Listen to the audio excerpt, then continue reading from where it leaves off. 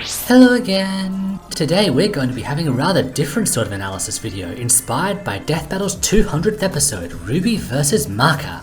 For my opinions on death battles and power scaling debates in general, see my previous video, but in short, versus are fun intellectual exercises if one doesn't take them too seriously. A setting's tone has no bearing on whether a character should win a fight or not. Popularity and age should play no part in whether or not a character wins a fight. Finally, every creator conveys their character's strength and powers differently. In one setting, lifting a few tons is enough to make you a planet buster, Dragon Ball, while in others, lifting a few tons is a domain of lower tiered fighters, see Marvel or DC. Or how in One Piece, characters are super durable by default and can survive air nukes before even discovering Haki, while in Naruto, even a powerful Jonin can be killed with a kunai if they aren't a tailed beast user or protecting/transforming their body with some kind of jutsu. Different series, different worlds, different rules, even science can only go so far when different universes are concerned. As to my views on RWBY vs Marker, I thought it was an incredibly well animated and very tastefully done fight, and them getting members of RWBY involved only strengthened the episode. Which makes sense given the creators were friends of Monty who specifically requested the matchup, hoping it would happen when RWBY ended. Given the show's brief cancellation before the Viz buyout, I can see why DB opted to go ahead with this one regardless, but hey, maybe they can run it back again in a few years. They definitely left the door open for it. Still, in the lead up to the episode, much conversation was had about where RWBY ranks against Soul Eater and in general, with many, even myself, finding equivalent crossovers or verses difficult, but then I asked myself if that was true and decided to do a deep dive on the topic. So, this episode is going to cover a myriad of subjects from common misconceptions about RWBY to methods and means by which one can compare and contrast a given series, before capping off with a collection of stories which could flow well into RWBY and vice versa. This is a deeply nerdy topic, I know, but there's going to be more media analysis here than you might first expect. So with that in mind, let's get started, but first a thank you to my wonderful patrons for making these episodes possible. Links below.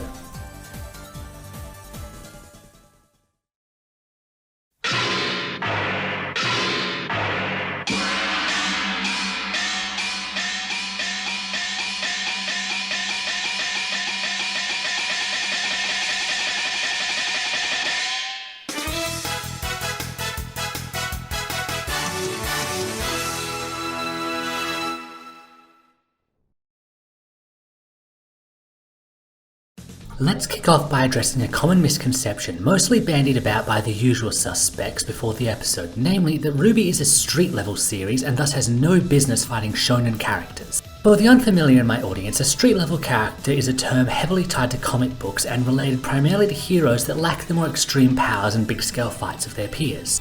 There's few strict rules for what kind of shenanigans they can get up to. After all, Daredevil and Batman technically count as street level, but both have been involved in cosmic conflicts. But as a general guideline, street level characters are those who could be seriously limited by, hurt, or even killed with things found on the average, let's say, American street. So if you hit this character with a car or shoot them in the face, they're going to be at a minimum seriously hurt and or die. This is frankly a no-brainer. RWBY characters dodge bullets, deflect bullets, tank bullets, and can be caught in explosions, run along missiles, throw cars, shatter mechs, and can create shockwaves with their fists. And as a fun bit of trivia for my audience, do you know what happens when a speeding car goes up against a tree? The car loses.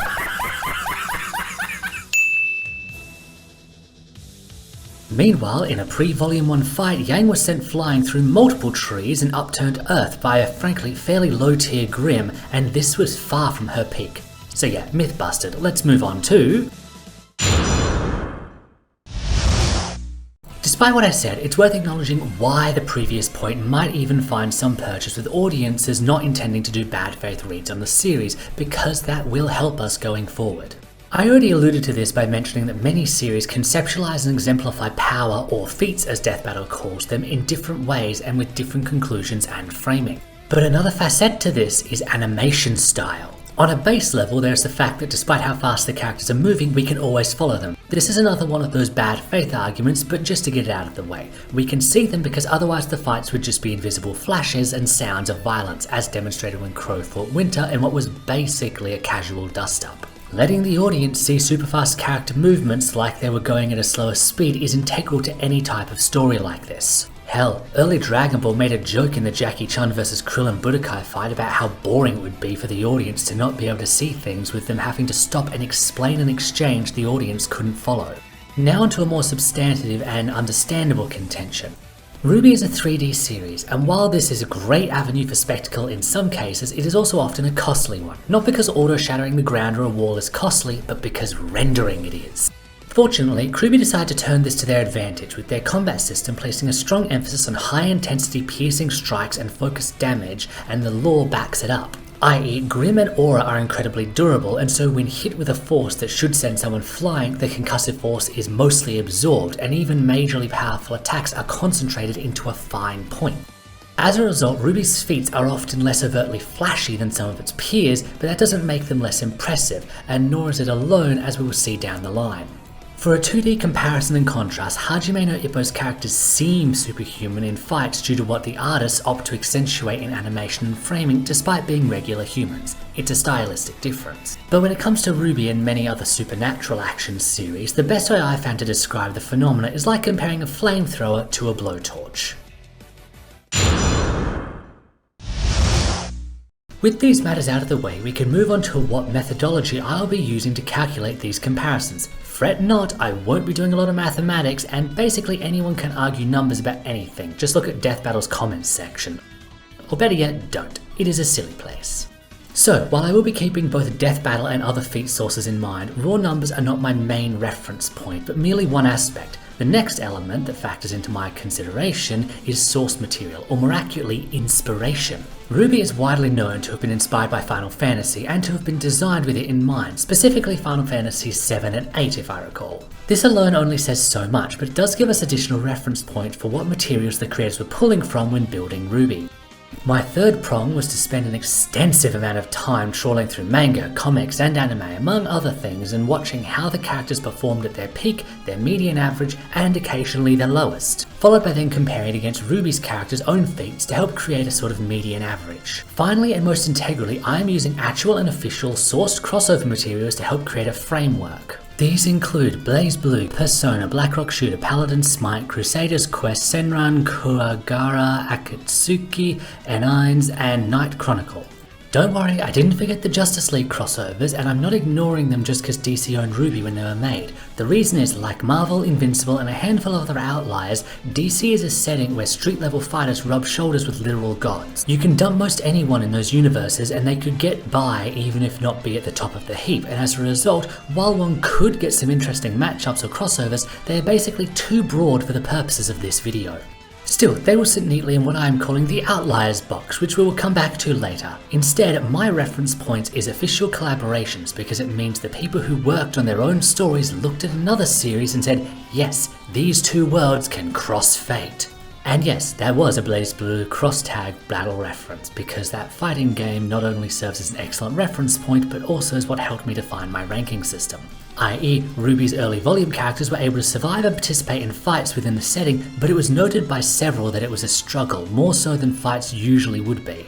In other words, they were hitting above their weight class, but they were still capable of landing blows. I feel this is a better way to handle such concepts than seeing if two settings are completely even Stevens, because there will always be room for individual skill, power, strategy, and more to factor into a fight.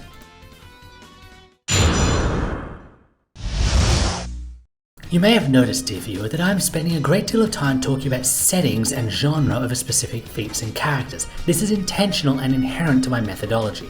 See, when Death Battles does a versus, they tend to start from two characters who are pitted against one another due to some degree of similarity. Be it Archer versus Archer, Radiation Monster versus Radiation Monster, Evil Superman XP versus Evil Superman XP, or two super strong and flying faces of their respective genres, etc.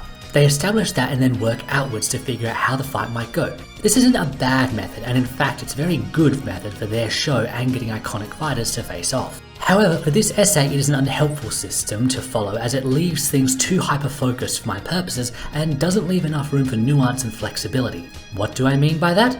Well, I talked before about how different settings are just built differently, see Naruto and 1P, but it's also a case that some settings you might find characters who express incredible raw power but are for the most part comparatively squishy sorcerers, such as Dragon Age. Similarly, a setting like Macross, where interstellar spaceships exist but the main means of combat is a highly flexible mecha airship, creates some added intricacies in any crossover or versus. What's more, some settings, such as say RWBY may only have 1 or 2 fighters, but that still means their worlds can produce people of such power, and so should be factored in some form. Similarly, some series can have certain standout or exceptional characters, sometimes described as broken or OP, who are themselves exceptions to the norm in universe. See Dio's Time Stop in JoJo's Bizarre Adventure, while Polnareff is an example of a still elite but more normal stand user. But this is all useless without a case study, so allow me to present you with one.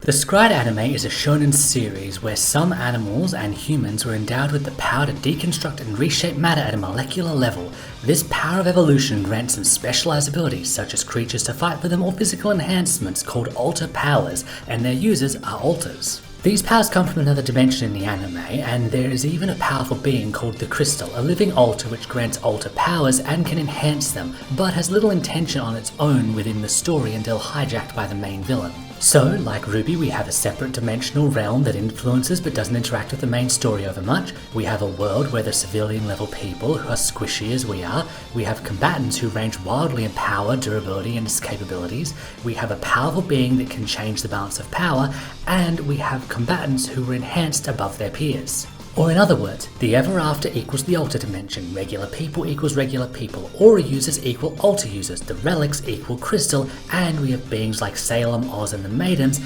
equals alter users who are enhanced by crystal. The brother gods don't quite fit into this comparison sadly, but like the ever after and the alter dimension, they are not currently involved in the plot, and so are more of a background element than a direct factor in calculations. Now, why use this series as a reference point? Well, if we did a versus as protag versus protag, then yeah, it'd be a pretty uneven fight. Same if we made it fist fighter versus fist fighter. This is because Kazuma, his rival and main villain, are all at a minimum Maiden tier, but closer to Salem tier. However, as previously noted, just because a setting has some beings who are powerful exceptions to their own norm, that doesn't necessarily completely elevate their collective baseline. I.e., these guys are exceptions to the norm. They might boost up the median average, but only so much, and as we just established by comparing them with the Maidens and Salem, this streak goes both ways. Meanwhile, if we compare, say, the Resident Speedsters, it could be a far more even matchup. Thus, it is better that we compare the setting as a whole rather than just selecting based on one's position in the story, combat style, or narrative role alone, and the method I use for that is simple. If I dropped an above average but not peak fighter from one setting into another, how would they fare?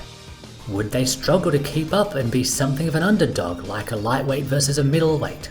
Would they be able to get by more or less fine but maybe not stand out that much, i.e. middleweight versus middleweight? Or would they hold a distinct advantage and be well above the norm, like a heavyweight versus a middleweight?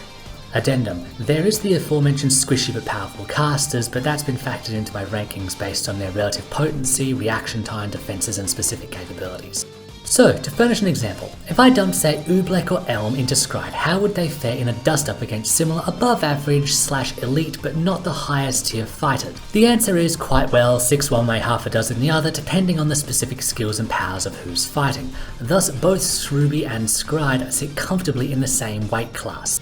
I use this basic system for every series in my finally to be revealed list.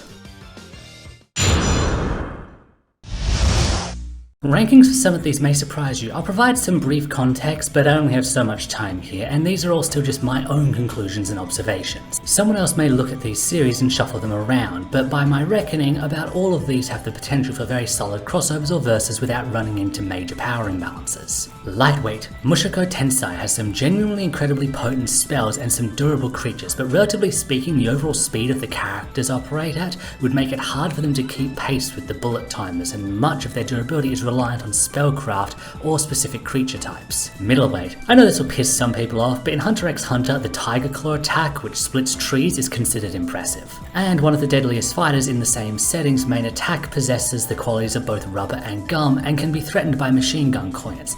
Are there some major heavy hitters? Certainly, but as established, the same is true for RWBY. Heavyweight. Smite might seem like an odd call to have included at all, but while the gods do demonstrate divine powers over things like the guidance of souls, many of their resident combatants' feats in combat are comparatively much more grounded, hence placing them in the listing. Put simply, their divine domains don't translate to raw blasting power, at least not within the many of the games, comics and cinematics I could find, and the power ranges quite a bit in-universe anyway, which is as good an intro as any into Outliers. I mentioned at the start that I was avoiding the DC crossovers due to the nature of the setting, namely one that had everything from powerless civilians to street level heroes to building busters, city busters, planet busters and reality rewriting gods all rubbing shoulders.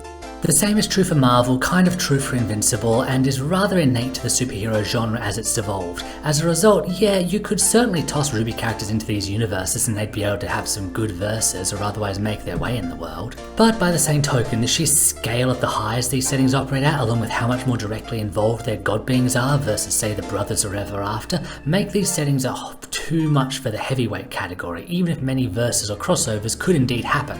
A few other series I'm including in this list would be Witch, thanks to the fact that while the main characters and villains do basically become multiversal entities and forces of nature, most of the other residents don't hit nearly in that weight class. Now the last one in the Outliers is going to raise some eyebrows, I am sure, but Naruto. Hear me out. I actually alluded to this early in the video with the One Piece comparison and contrast. Everything is foreshadowing. See, while the tailed beast aliens in Jinchuriki are indeed obscenely powerful, they aren't all that make up the Naruto universe. There are thousands of ninja, and the thing about them is that unless they are using a technique or concoction to enshroud their body in a protective field or change its very nature temporarily, they can die if you stab them. The best example of this is actually seen with Madara, who yes is very powerful but wasn't using that much power when stabbing Jonin during his debut. We can see this from the lack of shockwaves, cracking earth and other staples of major concussive force that the story otherwise uses very liberally to convey power. In essence, most Naruto ninja are more akin to spellcasters than One Piece or Bleach characters who are just made of iron by default. Thus, you could dump some RWBY fighters into the universe and they'd survive and even do fine against a decent number of residents, they'd just never reach the higher tiers. Hence this being in the Outliers, because trying to put that into the weight class system is unfeasible without mountains of context as seen here. And thus we reach the end of this deep dive into nerddom. A thank you to my wonderful patrons for making these episodes possible, links below. I hope this rather niche topic proved enjoyable for you my wonderful viewers, and thanks for stopping by.